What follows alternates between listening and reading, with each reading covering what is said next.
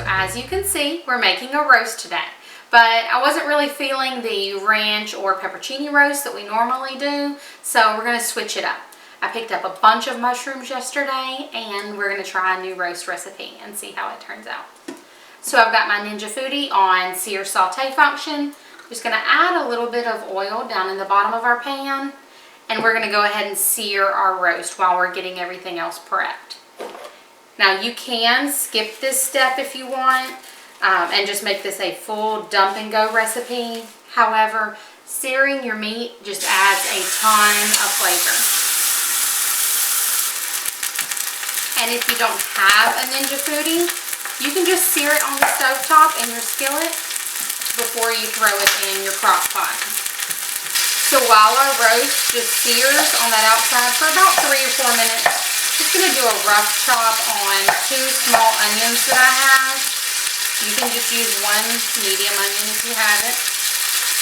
And I got this bag of small onions, and they have come in such handy.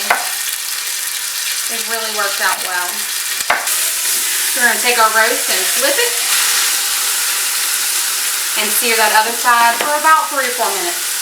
Okay, so we're just going to go in here and pull out our roast. It is not completely cooked by any means, and we've got about a 4-pound roast here.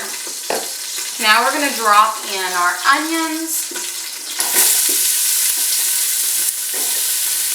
We're going to let these saute for a few minutes just to soften up, and it will help pull those little bits off the bottom of our pan also.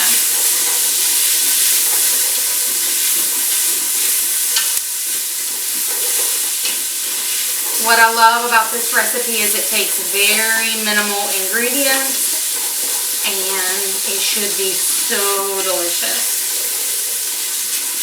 Alright, so now we're going to add in about a cup of water.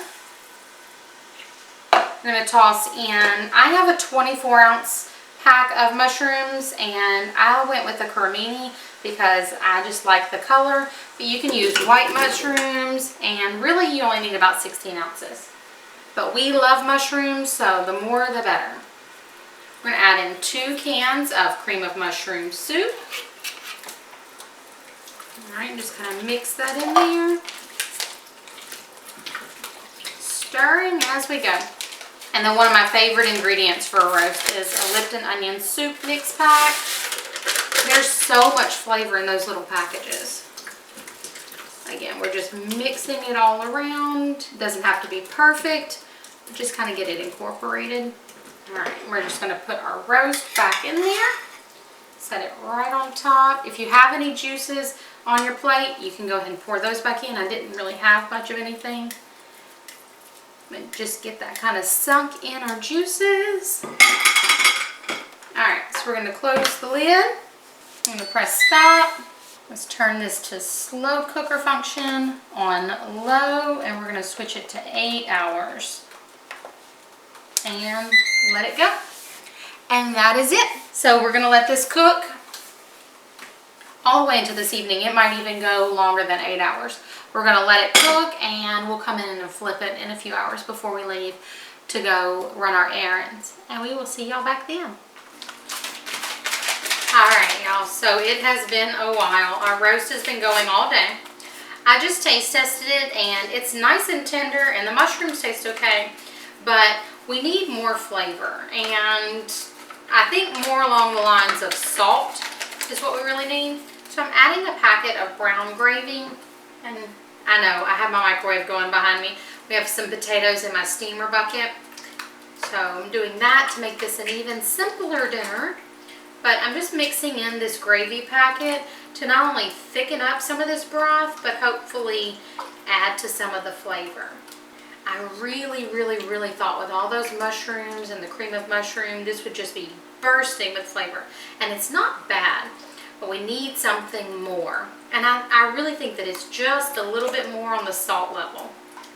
The gravy looks wonderful. See, it's got a nice consistency. It's nice. It's thick, but not too thick, not too thin. Much better. So let's see. We're going to stop. I'm going to see if we can turn this to There it goes. It automatically selected the sear saute function just to cook that gravy through. It'll help it thicken up a little bit. But overall, the color is beautiful. And look, the meat's falling apart as I spoon it.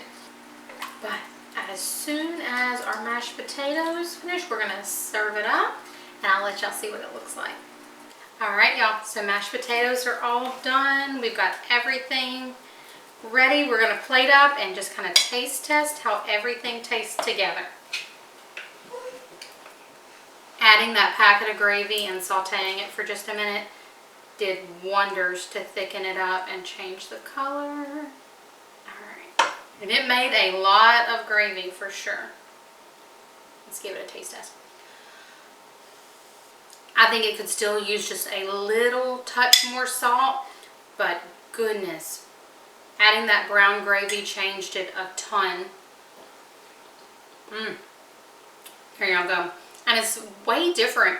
It's strange to see that just changing up a few small ingredients how it can make a roast taste so different.